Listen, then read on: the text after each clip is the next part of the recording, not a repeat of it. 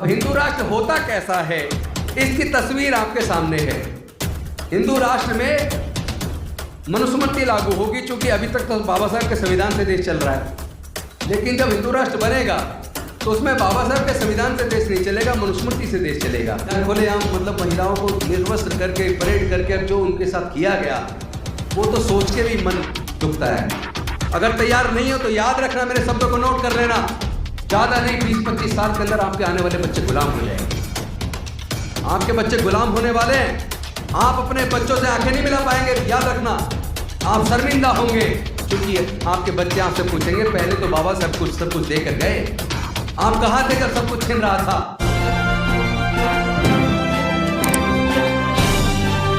आप देख रहे हैं पब्लिक आवाज टीवी। साथियों, ये इतिहास तो हम अपने समाज का जगह जगह चर्चा कर रहे हैं कि किस तरह हजारों साल की गुलामी डॉक्टर बाबा साहब अम्बेडकर ने तोड़ी, अपने छोटे छोटे 4 बच्चों को गंवाया, जवानी में अपनी पत्नी माता रमाबाई को गंवाया, अपना पूरा जीवन जलाकर हमारे जीवन में रोशनी पैदा की। आज मैं उस पूरे प्रकरण पर इतिहास पे चर्चा नहीं करूँगा, क्योंकि वो जगह जगह मंचों के माध्यम से आप सुनते रहते हैं, लेकिन मैं आज आपका ध्यान जो आज हो रहा है, मैं आपका ध्यान उस पर केंद्रित करना चाहता हूँ। आप सब जानते हैं कि आज अगर मैं एक एमएलए बना, एक वकील बना, एक मंत्री बना, अगर डॉक्टर बाबा साहेब अम्बेडकर हमारे पढ़ने के रास्ते ना खोलते, एजुकेशनल इंस्टीट्यूशन में रिजर्वेशन की व्यवस्था ना करते, राजनीति के अंदर पॉलिटिकल रिप्रेजेंटेशन ना दिलवाते, तो ना मैं पढ़ पाता, ना मैं वकील बन पाता, ना मैं एमएलए बन पाता, ना मैं मंत्री बन पाता। तो मैं जो भी कुछ बन पाया वो केवल और केवल डॉक्टर बाबा साहेब अम्बेडकर की कुर्बानी की वजह से बन पाया। यही बात यहाँ बैठे हुए 99% लोग अपने लिए कह सकते हैं, क्योंकि आपके यहाँ बहुत सारे डॉक्टर बैठे हैं। अगर रिजर्वेशन की व्यवस्था ना होती तो आप में से किसी का मेडिकल में एडमिशन नहीं होना था, समझ लीजिए। बहुत सारे ऑफिसर बैठे, वकील बैठे हैं।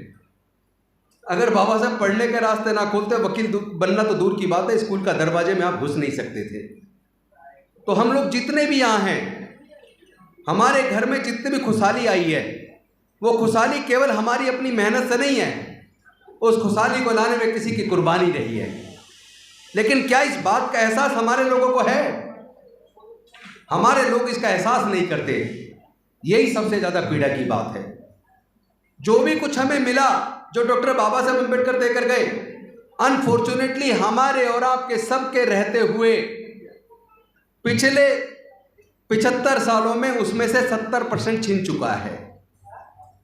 हम कितनी खुशहाली की बात करें, कितनी कह लें हमने तरक्की कर ली है, लेकिन मेरा अपना स्टडी और मेरा सर्वे ये बताता है कि अनुसूचित जाति जनजाति के 99% लोग, उनकी आर्थिक स्थिति ऐसी है कि आज अगर उनका बच्चा किसी तरीके से कर्ज लेकर, कोचिंग लेकर इंजीनियरिंग में सेलेक्ट हो जाए, मेडिकल में सेलेक्ट हो जाए, लॉ में सेलेक्ट हो जाए, तो सेलेक्ट होने के बाद जो एडमिशन के लिए उसे 2.5 लाख रुपया 1 साल की फीस देनी है।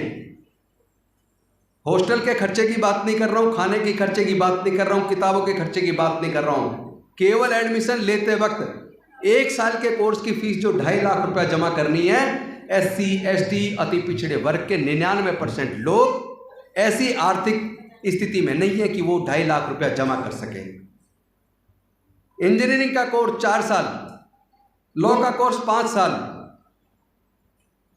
और उस 5 साल के और 4 साल के कोर्स का खर्च 12 से 15 लाख, जिसके पूरे परिवार की इनकम SC ST अति पिछड़े वर्ग और माइनॉरिटी का भी 90%, उनके पूरे परिवार की इनकम मुश्किल से 10 से 20 हज़ार के बीच है, 99% की। तो जिसके पूरे परिवार की इनकम 10 से 20 हज़ार रुपये के बीच हो, ईमानदारी से बताइए आप लोग, क्या वो 12 से 15 लाख रुपए का डिग्री कोर्स कराने का अपने बच्चे का खर्चा उठा सकता है? क्या नहीं उठा पाएगा ना, या उठा लेगा? यानी कि एक साजिश के तहत न्यू एजुकेशन पॉलिसी इंट्रोड्यूस की गई। न्यू एजुकेशन पॉलिसी में यूनिवर्सिटीज़ को 3 कैटेगरी में बांट दिया। ए कैटेगरी यूनिवर्सिटी को में बच्चा जो एडमिट होगा उसको 100% खर्चा खुद उठाना पड़ेगा। बी ग्रेड यूनिवर्सिटी में 75% खर्चा बच्चे को खुद उठाना पड़ेगा। यानी अगर आपके बच्चे का ए ग्रेड या बी ग्रेड यूनिवर्सिटी में नंबर आता है, अब मैं इंजीनियरिंग, मेडिकल की या मैनेजमेंट की बात नहीं कर रहा हूँ, मैं बाकी कोर्स की बात कर रहा हूँ। ए ग्रेड और बी ग्रेड यूनिवर्सिटी में 1 साल की पढ़ाई का खर्चा 1.5 लाख से 75,000 के बीच होगा 1 साल का। तो आपका 3 साल का कोर्स और 4 साल का कोर्स आपके बच्चे कर पाएंगे भविष्य में, इसके लेके मेरे मन में चिंता है।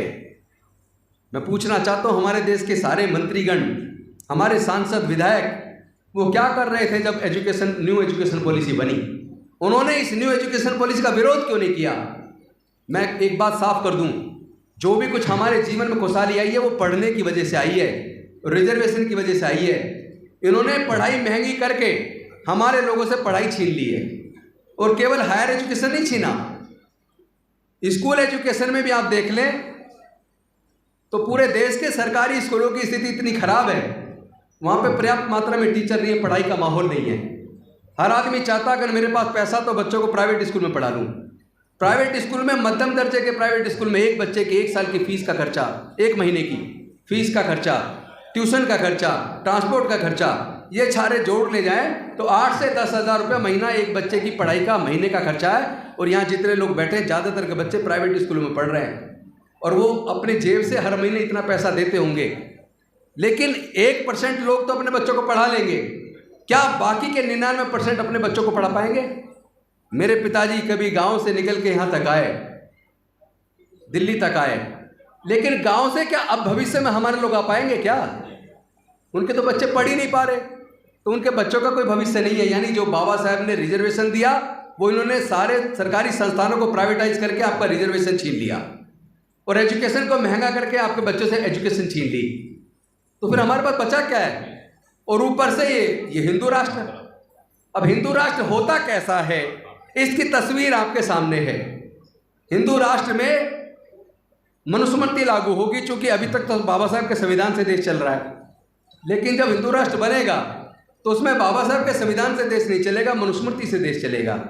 और मनुस्मृति में देश के अनुसूचित जाति, जनजाति, पिछड़े वर्ग के लोग वो शूद्र में या अछूत में आते हैं। ना उन्हें पढ़ने का अधिकार है, ना व्यापार का अधिकार है, ना संपत्ति का अधिकार है। यानी आप जहाँ से चले थे वापस आप वही जाने वाले। आप खुश होते रहो घर बैठ के, मैंने बिल्डिंग बना ली, फ्लैट खरीद लिया, कोठी खरीद ली, सब यही रखा रह जाना है, कुछ नहीं बचने वाला। या तो खड़े हो जाओ इस लड़ाई को लड़ने के लिए। मणिपुर की घटना शर्मसार करने वाले आपने देखी होगी, देख के ही मतलब मन रोता है कि क्या ये वही भारत है जिसमें हम रहते हैं, जिस भारत को कभी सहिष्णु राष्ट्र कहा करते थे? क्या ये वही बुद्ध का देश है? कल वो उनका भी वीडियो आ रहा था, एक नीता अंबानी का, वो किसी विदेश में गई और वहाँ पे वो बुद्धं शरणं गच्छामि कहती हैं और कहती हैं I have come here from the land of Buddha. Buddha के देश, ये बुद्ध का देश ऐसा रह गया क्या जहाँ खुलेआम मतलब महिलाओं को निर्वस्त्र करके परेड करके जो उनके साथ किया गया वो तो सोच के भी मन दुखता है। और हमारी बहन बेटियों के साथ तो रोज होता आ रहा है हजारों साल से। पर सिर्फ इतना, उसकी वीडियो नहीं बनती थी, समाचार पत्र में आता नहीं था, हमारी सूचना में आता नहीं था। धीरे धीरे इस तरह की घटनाएं सार्वजनिक होने लगी, हमारे सामने आने लगी है। और इससे सबसे ज़्यादा दुखद बात यह है कि जिस वक्त हमारा सब कुछ छीन रहा था उस वक्त हमारे अधिकारी भी थे, हमारे कर्मचारी भी थे, हमारे मंत्री भी थे, हमारे सांसद भी थे, हमारे विधायक भी थे। धीरे धीरे हमारे लोगों का गला कटता रहा और हमारे नेतागण, अफसरान सब चुप बैठे रहे। और आज स्थिति ऐसी है कि आपसे पढ़ाई भी गई, आपसे नौकरी भी गई, और ठेकेदारी प्रथा में ठेकेदार 10,000 रुपये आपको देता, 6,000 आपके खा जाता है। यानी आपका भविष्य खतरे में है।